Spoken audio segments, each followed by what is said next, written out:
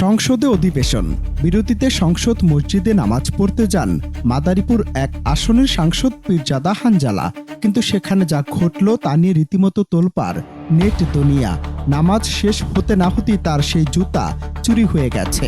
শুনতে অবাস্তব মনে হলেও এমন তথ্য নিশ্চিত করে নিজের সামাজিক মাধ্যমে একটি স্ট্যাটাস দিয়েছেন তিনি নিজেই।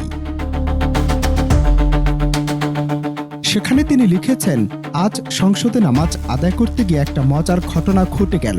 নামাজ শেষে দেখি আমার জুতাটা আর আমার নেই, বদলে অন্য একটা জুতা চলে এসেছে।